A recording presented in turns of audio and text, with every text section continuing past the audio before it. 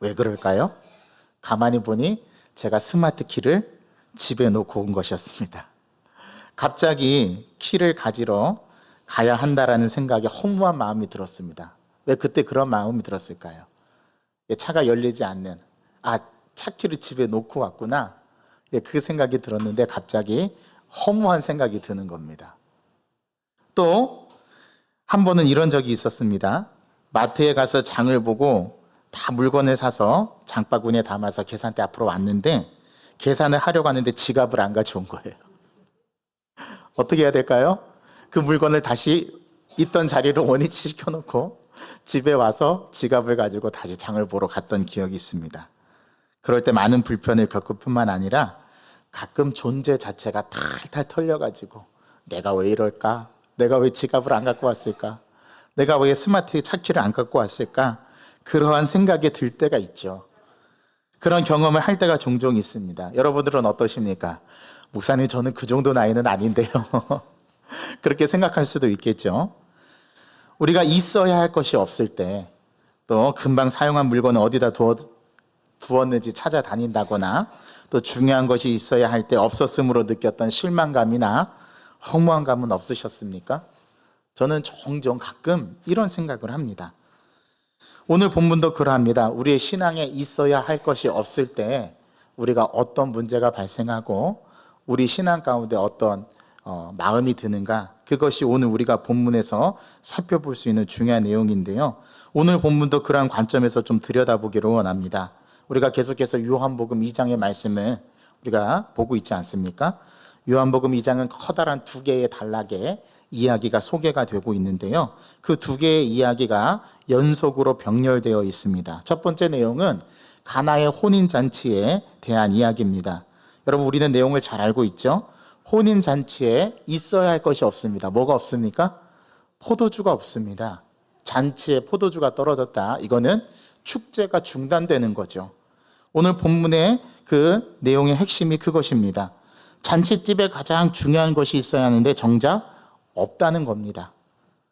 두 번째 내용은 예수님께서 성전에 들어가셔서 6월절이 다가오는 그 절기에 성전에 들어가셔서 성전을 둘러보시고 성전에서 매매하는 자들과 비두기 파는 상인들의 상을 뒤엎으시고 또 그들이 매매하는 물건들, 또 환전하는 돈을 바꾸어주는 그들의 상을 뒤집어 엎으시면서 예수님께서 그들에게 말씀하시기를 내 아버지의 집을 강도의 소굴로 만들었도다.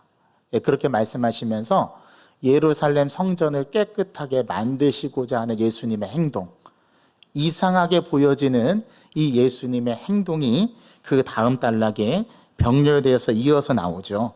여기서도 마찬가지입니다. 예수님께서 그들에게 이렇게 말씀하셨습니다. 이 성전을 헐라 내가 3일 만에 다시 일으키리라. 여러분, 성전에 있어야 할 것이 없기 때문에 나타난 현상입니다. 그러니까 요한복음 2장에 나오는 가나의 혼인잔치와 예수님께서 성전 안에 들어가셔서 성전을 깨끗게 하시는 성전 정화, 사실은 성전 정화가 아니라 지난주에 말씀드렸죠. 성전 종결의 사건이라고. 이 두 가지 이야기가 병렬되어 나타나는 것은 우연이 아니라 요한복음 저자가 이 본문을 통해서 우리에게 도전하고 깨우쳐주고 말하고자 하는 메시지가 들어있었다라는 거죠. 그게 무엇입니까? 우리 신앙에 있어야 할 것이 없다라는 겁니다. 가나의 혼인잔치가 열렸는데 꼭 있어야 할 포도주가 없어요. 그래서 예수님께서 어떻게 하셨죠? 정결례, 유대인의 정결례, 사람들이 집에 들어오고 나갈 때 쓰는 손을 씻고 발을 씻고 그들의 몸을 깨끗이 하는 그 정결례를 위한 돌 항아리, 아주 견고하고 깨지지 않은 돌 항아리에 물을 가득 채우게 하고 그 물을 포도주로 변화시켜 주셨죠. 이거는 무엇을 말하는 겁니까? 있어야 할 것이 없을 때에 예수님께서 예수의 보혈로 채우셨다라는 겁니다. 이거는 뭐를 전망하고 있는 거예요? 예수님의 십자가 사건을 말하는 겁니다. 이미 내다보고 이 가나의 혼인잔치에서 있어야 할 것이 없는 것에 어떤 것으로 채워지는가를 보여주는 거예요. 그게 예수님께서 첫 번째 표적으로 베푸신 표적 사건이었죠. 기적 이야기였단 말입니다. 사람들이 그 표적을 보고 예수님을 믿기 시작했다. 그렇게 첫 번째 표적 사건에서 결론적으로 이야기를 해주죠. 즉 있어야 할 것이 없을 때 예수님의 개입으로 말미암아 진짜 중요한 것이 무엇인가를 보여주었던 겁니다. 여기서 포도주는 생명을 상징하죠. 예수 그리스도의 보혈, 예수 그리스도의 피를 상징하는 거예요. 십자가를 상징하는 거예요. 그런데 뒤이어 병렬된 이야기는 성전 정화 사건입니다. 성전 정화 사건 때 있어야 될 것이 무엇입니까? 이 성전은 하나님께 예배드려야 되는 예배가 있어야 하고, 이 성전은 하나님 앞에 기도하는 기도의 처소였는데, 그래서 이사야 56장 7절, 이사야 567이라고 하죠. 이사야 56장 7절에 내 집은 만민이 기도하는 집이다. 예수님께서 그 말씀을 인용하시면서 너희들이 기도하는 집을 강도의 구렬로 만들었다. 소굴로 만들었다. 진짜 이 성전에 있어야 하는 것은 하나님께 마땅히 올려져야 되는 예배이고 찬양이고 기도여야 하는데, 너희들이 여기를 매매하는 장소로 바꿔버렸고 비둘기 파는 장소로 바꿔버렸고 너희들이 고리되어 버려서 엄청난 이윤을 챙기는 그러한 부패한 성전이 되었다. 이것은 본래 하나님께서 꿈꾸던 성전이 아니었다. 예수님께서 그렇게 그들을 질책하시면서 이제 성전은 끝났다. 성전 시대를 종결하시죠. 그리고 예수님께서 말씀하시지 않으셨습니까? 이 성전을 헐라. 내가 사흘 만에 이 성전을 다시 일으키리라. 무엇을 말씀하시는 겁니까? 부활을 말하는 겁니다. 예수님의 십자가와 부활이 요한복음 2장에 병렬되어 나타나고 있습니다. 중요한 것, 표상적인 의미는 있어야 할 게 없는 것인데 그 있어야 할 본질이 무엇인가? 그러니까 이 표적은 세메이온, 이정표예요. 본질을 가르쳐주는 껍데기에 불과한 거예요. 본질은 뭡니까?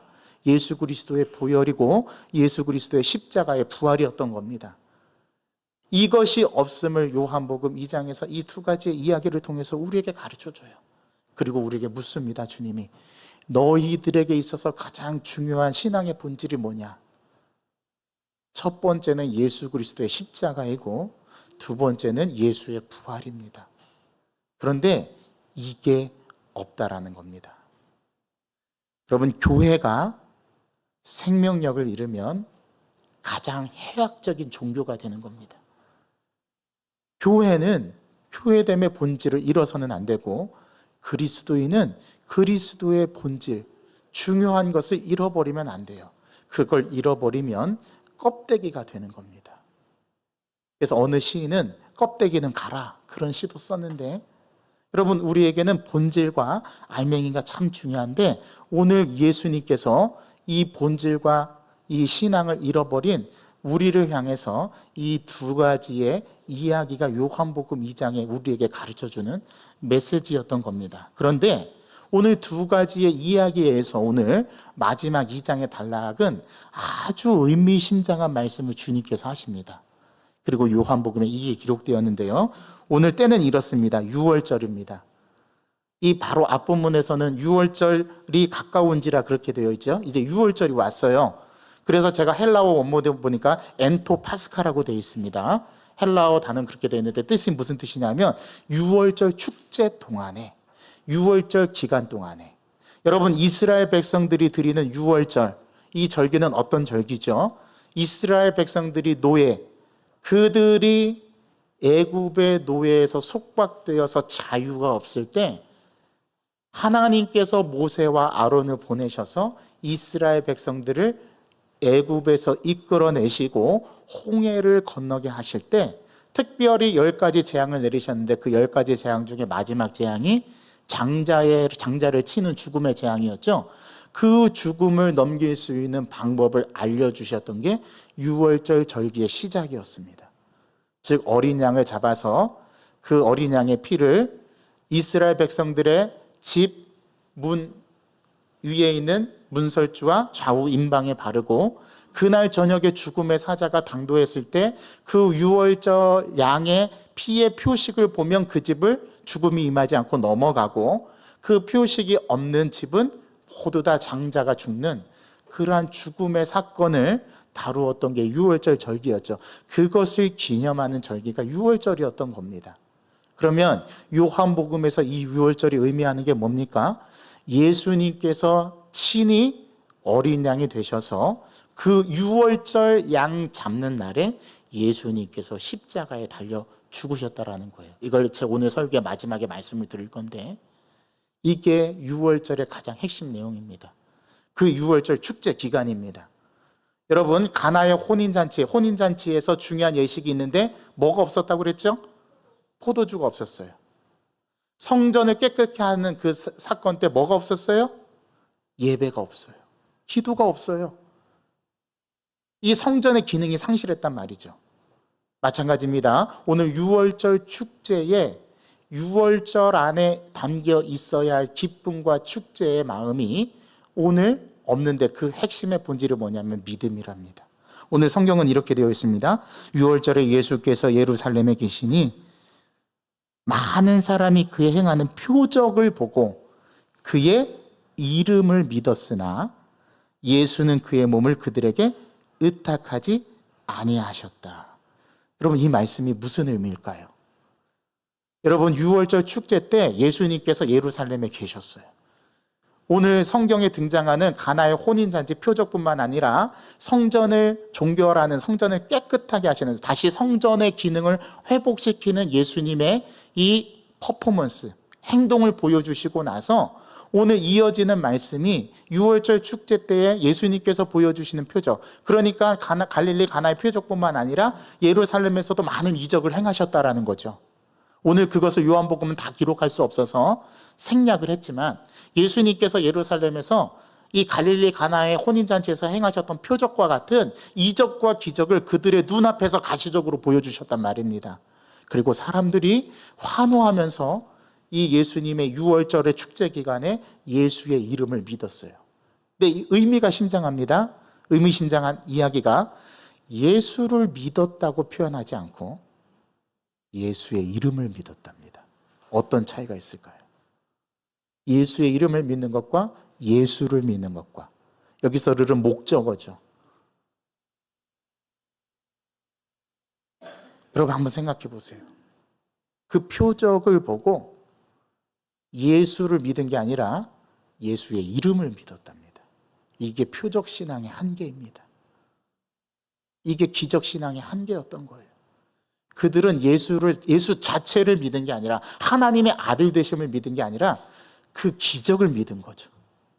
그래서 예수를 믿었다라고 표현하지 않고 요한복음은 예수의 이름을 믿었다고 표현합니다. 그리고 정말 이상한 거는요, 예수님께서 예수의 이름을 믿은 사람들에게 자기의 몸을 의탁하지 않으셨대요. 여기서 의탁하다라는 단어가 바로 앞절에 쓰였던 믿었으나라는 단어, 피스튜오라는 헬라어 단어가 쓰였어요.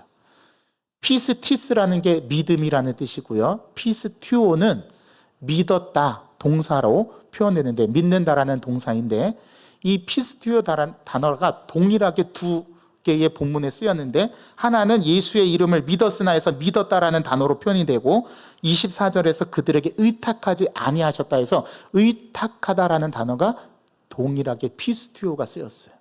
그럼 무슨 말입니까? 예수님은 그들을 믿지 않으셨다라는 거예요. 되게 재미있죠? 여러분, 표적을 보고 예루살렘에 있던 사람들은 예수의 이름을 믿었는데, 그 예수의 이름을 믿었던 사람을 예수님은 믿지 않으셨답니다. 이게 무슨 의미일까요? 이걸 잘 생각해 보셔야 돼요. 그리고 우리가 믿는 믿음의 대상인 우리의 믿음을 연관시켜서 오늘 이 본문 말씀을 받으시면 좋을 것 같아요. 그러면서 예수님께서 자신을 그들에게 의탁하지 아니하시고, 그 의탁하지 아니하시는, 그들을 믿지 않으시는 이유가 뭐냐면 24절 하반절에 나와 있습니다. 이는 친히 모든 사람을 아셨다. 이제 여기서 저의 퀴즈, 궁금증. 예수님은 도대체 예루살렘에 온 순례객들을 다 어떻게 아셨을까요?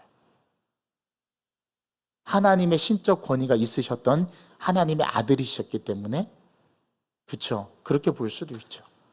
예수님은 사람의 마음을 꿰뚫어 보시고 아실 수 있는 분이시니까 그럴 수 있습니다. 예수님이 그 사람의 마음을 아셨대요. 그리고 25절에 또 사람에 대하여 누구의 증언도 받으실 필요가 없었으니 이는 그가 친히 사람의 속에 있는 것을 아셨습니다. 예수님께서 사람에 있는 모든 속마음까지도 다 아시는 분이시. 이게 참 신이요? 이게 참 인간이셨던 예수님이셨어요. 예수님은 그들을 믿지 않으셨대요. 여러분, 상식적으로 사람들이 예수님께서 행하신 기적과 표적을 보면 그 표적과 기적을 보고 예수님을 믿어야 되는 거 아닙니까? 그리고 그 예수님을 믿는 사람들을 예수님께서 인정해 주시고 칭찬해 주시고 또 그들을 예수님께서 믿어 주셔야 되는 거 아니에요? 근데 예수님께서는 그 사람들을 믿지 아니하셨답니다. 제가 여기서 충격을 받았어요. 이 말씀의 의미가 저에게 한 주간 동안에 많은 것들을 생각하게 했습니다. 나의 신앙이 괜찮은 걸까? 나는 예수님을 믿는 게 아니라 예수님의 표적을 보고 믿는 표적 신앙은 아닐까? 그렇다면 오늘 예수님께서 그들을 믿지 아니하셨다고 하는데 혹시 예수님은 오늘 이 성경에 기록된 것처럼 나를 믿지 않는다고 말한다면 나는 어떻게 해야 되는 것인가? 저의 실존의 문제로 다가오게 되었어요. 이 말씀의 의미가 저에게 그렇게 다가오게 되었어요. 여러분 생각해 보십시오. 가나의 혼인잔치에 이 혼인잔치의 표적이 가리키는 게 무엇입니까? 잔치에 있어야 할 것이 없다라는 것입니다. 무엇이었습니까? 포도주였죠. 어떻게 이 문제가 해결되었습니까? 예수님께서 정결례에 쓰는 돌 항아리, 우리의 신앙이 구축되어서 우리의 신앙에 어떤 것도 비집고 들어올 수 있는 견고한 항아리처럼 그러한 돌 항아리 예수님께서 보혈을 담아주셨어요. 예수의 피를 담아주셨어요. 그리고 그것을 물이 포도주로 변화되게 되는 사건을 경험하게 하셨죠. 그렇다면 이 표적이 가리키는 바가 무엇일까? 바로 십자가의 보혈이었다고 말씀을 드리지 않았습니까? 그 보혈을 예수님이 돌 항아리에 담아주셨다. 그렇다면 나의 이 견고한 신앙으로 자리 잡고 있는 나의 신앙에도 부족한 것이 있고 그것이 완전하지 않다면 예수님께서 보혈을 내 신앙의 그릇에도 담아주셔야 되는 것 아닐까? 그렇게 생각하면서 23절과 24절 말씀을 보니 과연 그러하더라고요. 저는 완벽하지 않습니다. 저는 죄 많은 죄인임에 불구하고 저는 하나님께서 제 인생을 구원해 준 한 사람에 불과하다는 사실을 오늘 저는 말씀을 통해서 확인하고 예수님은 나의 생각과 나의 심장과 나의 폐부를 꿰뚫어 보시고 감찰하시는 분. 그분 앞에서는 내가 어떤 것도 감춘다고 감추어질 수 없고 내가 어떤 것도 그것을 가린다고 해서 가려질 수 없다라는 사실을 이 말씀 앞에 저 자신을 세워서 보게 되었습니다. 또 저는 성전이잖아요. 우리 예수님께서도 우리 몸을 가리켜 너희가 성전이라 말씀하셨는데 이 성전이 성전의 기능을 다하지 않는다면 즉 내 안에 기쁨이 있어야 하고 예배가 있어야 되고 기도가 있어야 하고 내 안에 신앙의 가장 핵심적인 본질은 예수 그리스도가 담겨야 되는데 그 안에 예수 그리스도가 없고 그 안에 다른 것으로 마치 성전 안에서 매매하고 비둘기를 팔고 또 모든 것들을 매매하는 그러한 강도의 소굴로 내 속을 만들고 있지는 않은가? 이게 내 신앙의 표적 신앙의 한계였지 않은가? 저 자신을 돌아보면서 저 자신의 신앙을 점검하게 되었습니다. 어떻게 하면 그러면 내 안에 있는 신앙의 성전됨을 다시금 성전되게 만들 수 있을까? 결국은 저는 저 자신을 십자가 앞에 세우는 방법밖에 없다라는 사실의 결론에 도달하게 되었어요. 예수님의 보혈을 담은 항아리가 되어야 되고 성전 안에 예배가 있고 기쁨이 있고 은혜가 있고 기도가 있어야 하는데 제 안에 기쁨이 없고 은혜가 없고 예배의 겉모습은 살아있지만 예배 안에 담긴 진정한 알맹이 즉 예수 그리스도가 제 안에 없음을 발견하게 되는 거죠. 이렇게 되면 우리가 예수님을 믿어도 예수님은 우리에게 예수님 자신을 의탁하지 않게 되는 결과로 나아가게 되는 건 아닐까. 오늘 저는 이 말씀을 보면서 그걸 믿게 됩니다. 여러분 표적 신앙이 무엇입니까? 보고서 확인하고서 믿는 신앙이 표적신앙이에요. 이 표적신앙의 한계는 표적이 사라지면 믿지 못한다라는 겁니다. 기적이 일어나지 않으면 하나님을 믿지 못하게 된다는 겁니다. 그게 표적신앙이에요. 그래서 예수님의 이름을 믿는 거지 예수 자체를 믿는 것이 아니게 된다는 거죠. 이게 신앙의 껍데기였던 겁니다. 이것을 대표적으로 잘 보여준 사람이 있습니다. 바로 도마입니다. 도마가 뭐라고 얘기했습니까? 내가 그의 손의 못자국을 보며 내 손가락을 그 못자국에 넣으며 내 손을 그 옆구리에 넣어보지 않고는 믿지 아니하겠노라. 그러면 표적신앙이 아닌 우리는 어떤 신앙이 되어야 할까가 오늘 저의 묵상의 결론입니다. 이 말씀의 이 메시지의 결론입니다. 그 해답이 뭐냐면 이제 3장에 소개되는 요한복음의 저자의 배열인데요. 3장에 어떻게 하면 내가 진짜 껍데기를 벗어버리고 신앙의 알맹이, 꼭 있어야 할 것이 없는 것이 아니라 있어야 할 게 있게 되는 신앙으로 나아가게 될까? 그게 거듭남입니다. 거듭남. 그게 3장 1절부터 이제 펼쳐질 이야기예요. 그것이 바로 십자가의 신앙, 부활의 신앙입니다. 표적 신앙에는 한계가 있습니다. 그래서 우리는 십자가 신앙으로 나아가야 하고 부활 신앙으로 나아가야 합니다. 예수님은 성전 종결 사건 때 이 성전을 헐라 내가 사흘 만에 다시 일으키리라고 말씀하셨지요. 이게 무엇을 말하는 겁니까? 예수의 부활을 말하는 거죠. 예수님이 말씀하시는 것이 바로 십자가 신앙, 부활 신앙이었던 거예요. 십자가의 그 보혈, 흘려주셨던 보혈을 돌 항아리에 담는, 그리고 성전의 기능을 잃어버린 그 성전의 종결이 부활 신앙으로서 거듭나야 함이 바로 우리가 지녀야 할 신앙의 가장 핵심이라는 거죠. 여러분, 복음이 무엇입니까? 십자가의 신앙, 부활의 신앙 아닙니까? 우리의 삶에 내 심령의 죄악 하나 바꿀 수 없고 썩은 가치관 하나 바꿀 수 없는 죽은 복음, 하나님으로부터 온 복음은 그런 복음은 없습니다. 나 하나도 바꾸지 못한 복음이 누구를 바꿀 수 있단 말입니까? 나를 변화시킬 수 없는 믿음은 그때부터 믿음이 아닌 거예요. 거룩한 주님을, 십자가의 주님을 생명으로 만난 사람들은, 십자가의 거룩한 주님을 이 생명으로 부딪힌 사람들은 아무 일도 일어나지 않는 그런 일은 있을 수가 없단 말입니다. 그게 거듭남인 거예요. 진짜 거듭남을 경험한 사람은 예수의 이름을 믿는 게 아니라 예수님 자체를 믿습니다. 여러분, 하나님이 계신 곳을 찾지 마시고 하나님을 찾아야 합니다. 이게 오늘 말씀의 핵심입니다. 살아있는 복음이 바르게만 증거된다면, 그리고 그 복음을 정확하고 바르게만 믿음으로 부딪힌다면, 십자가의 복음 앞에 정면으로 부딪히고 나면 우리의 가치관이 뒤집어지고 우리의 삶의 변화가 일어나지 않을 수가 없다는 이 말입니다. 이게 23절부터 25절에 나오는 말씀, 예수는 그의 몸을 그들에게 의탁하지 아니하셨으니 이는 예수님께서 그들을 친히 아심이러라. 그들의 속을 예수님께서 아셨다. 그들이 뭘 원하는지, 그들의 요구는 무엇인지 예수님이 아셨다라는 거죠. 그들은 예수님을 믿지 않았어요. 예수가 일으키는 표적을 믿었던 거지, 예수 자체, 예수가 그 표적을 일으키는, 여러분, 그러니까 표적은 껍데기에 불과한 거예요. 이적을 가리키는 방향에 불과한 거예요. 그 방향이 무엇을 지시하고 무엇을 가르치는가가 중요했던 거예요. 예수 자체를 보라는 거죠. 예수님만 보라는 거죠. 이게 가나의 혼인잔치와 성전 종결 사건의 가장 핵심되는 내용이었던 겁니다. 우리 하나님께서는 하나님께서 있는 것 중에 가장 완전한 것을 우리에게 주셨어요. 이게 복음입니다.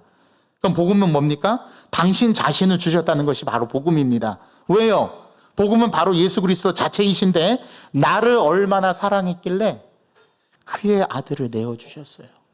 그것도 십자가에서 하나님이 자기 아들을 버리셨어요. 유기시키셨어요. 이게 복음입니다.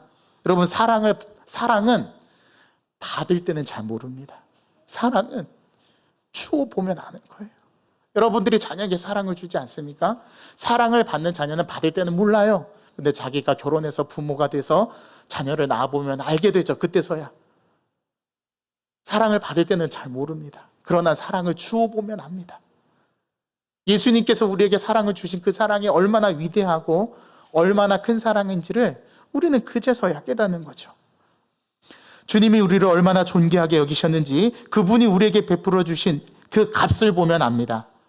하나님께서 오늘 저와 여러분들을 이 예배당에 보내셔서 우리의 그 나의 이 존재라고 하는 자아의 벽을 넘지 않고는 복음이 여러분 자신을 바꿀 수 없다면 여러분은 선교는 꿈도 꾸지 마시기 바랍니다. 나 하나도 바꿀 수 없는 복음이 다른 사람에게 어떻게 바꾸겠냐 이 말입니다. 내가 경험하지 못한 것을 누구에게 전한단 말입니까? 복음은 주님께서 실제 죽었고 실제 부활하신 것처럼 그 예수가 나와 함께 죽고 이제는 내가 그리스도 안에 내가 죽어서 나도 주님과 함께 죽고 내 자아도 주님과 함께 죽고 내가 원하고 내가 소망하는 것이 아니라 주님께서 기뻐하시고 주님께서 바라는 그 복음의 핵심 안으로 들어가는 것. 그것이 바로 오늘 24절, 25절의 의미였던 거예요. 이제는 나의 이 일그러진 멸망에 처할 이 죄인 고쳐서 중고품 만들어 살게 하자는 게 기독교가 아니라 기독교의 복음은 냉혹합니다. 예수 그리스도가 너 때문에 죽었다는 말은 네가 죽었다 이 말이에요. 이게 십자가 사건입니다. 이게 가나의 혼인잔치의 핵심이고 이게 성전을 헐라 내가 사흘 만에 다시 일으키리라 예수님의 복음의 가장 핵심되는 말씀이었던 거예요. 갈라디아서 2장 20절에 이렇게 말합니다. 내가 그리스도와 함께 십자가에 못 박혔나니 그런즉 이제는 내가 산 것이 아니요 오직 내 안에 그리스도께서 사신 것이라. 이제 내가 육체 가운데 사는 것은 나를 사랑하사 나를 위하여 자기 몸을 버리신 하나님의 아들을 믿는 믿음 안에서 사는 것이라. 여러분 세례를 받았다는 말, 그리스도인이 되었다는 말은 이 정도에서 시작하는 게 기독교입니다. 저와 여러분들이 믿는 하나님, 그 하나님이 이런 분이란 말입니다. 복음 앞에 분명한 믿음으로 반응하시는 저와 여러분 되기를 바랍니다. 여러분 예수의 이름을 믿지 마시고 예수님 자체를 믿으셔야 돼요. 그분이 누구신지, 그분이 무엇을 하셨는지, 그분이 나에게 어떤 의미를 지니는지 그분을 직접 경험하고 알게 되잖아요. 그러면 우리의 존재 자체가 변하게 되어 있습니다. 왜냐하면 변하지 않을 수 없게 만드는 것이 바로 십자가의 사건이기 때문에 그렇습니다. 우리는 삶을 살면서 고통을 당하죠. 어려운 일도 만나죠. 내 존재 자체가 탈탈 털리면서 흔들리는 일들도 경험합니다. 그런데 그런 것도 이 십자가의 복음의 능력 앞에서는 힘을 쓸 수가 없는 거예요. 왜요? 우리는 그 십자가의 보혈의 값의 의미를 깨닫기 때문에 그렇습니다. 예수님이 나를 위해서 죽으셨다라는 것은 내가 죽었다라는 말과 똑같은 말입니다. 내가 예수님과 함께 다시 부활한 내가 아닌 내 안에 그리스도로 사는 삶이 아니고는 죽었다 깨어나도 이 영광스러운 복음에는 참여할 수가 없는 것입니다. 긴 말 더 필요 있겠습니까? 여러분 언제까지 머뭇머뭇거리시겠어요? 오늘 분명히 기억하십시오. 목사 아들도 반드시 지옥 갑니다. 장로 딸도 반드시 지옥 갑니다. 그리스도의 복음 안에 들어오지 않는다면 여러분의 혈통이 여러분을 구원할 수 없고 여러분의 행실이 여러분을 구원할 수 없고 여러분의 기독교 문화에 젖은 여러분들의 삶이 여러분들을 천국에 갈 수 있게 하지 못합니다. 분명히 기억해야 할 것은 여러분들이 그 주님을 믿으셨냐 이 말입니다. 십자가 안으로 들어오셨냐 이 말입니다. 복음 안으로 들어오셨냐 이 말입니다. 십자가에 못 박힌 죄인이 나인 줄 알고 그리스도와 함께 나 십자가에 죽고 이제는 내가 아니라 내가 죽고 내가 죽는 거예요. 내 자아도 죽고 모든 것을 다 십자가에 못 박고 주님과 다시 사는 것, 그것만이 우리 인생의 답임을 오늘 요한복음 2장 이 짧은 3개의 구절은 가르쳐 주는 겁니다. 여러분 어떻습니까? 정작 우리가 있어야 할 것이 없을 때 제가 마치 스마트폰을 키를 가지고 나오지 않은 것처럼, 또 장을 보러 가는데 제가 지갑을 가지고 안 가는 것처럼, 우리의 신앙의 본질 안에 진짜 있어야 할 신앙의 모습이 저와 여러분들에게 있느냐? 너는 예수의 이름을 믿는 것이냐? 예수 자체인 나를 믿는 것이냐? 우리 주님께서 이 말씀을 통해서 우리에게 묻는 겁니다. 그리고 우리는 이 말씀 앞에 반응해야 합니다. 그러니까 요한복음 2장은 단순하게 물을 포도주로 변화시킨 그러한 표적을 말하려고 했던 게 아니에요.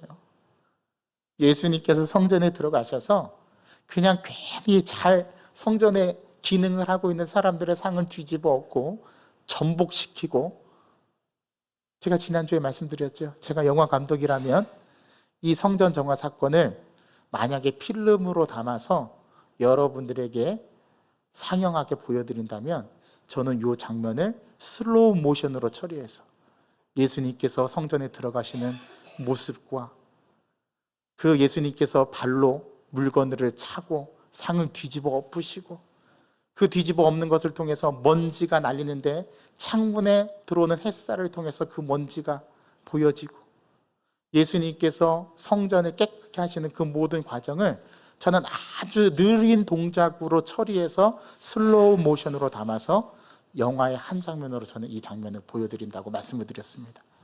마찬가지입니다. 우리 신앙에 있어야 할 알맹이가 온데간데 없이 사라지는 이 신앙의 모습을 마치 영화의 한 장면으로 보여드린다면 어떻게 표현할 수 있을까요?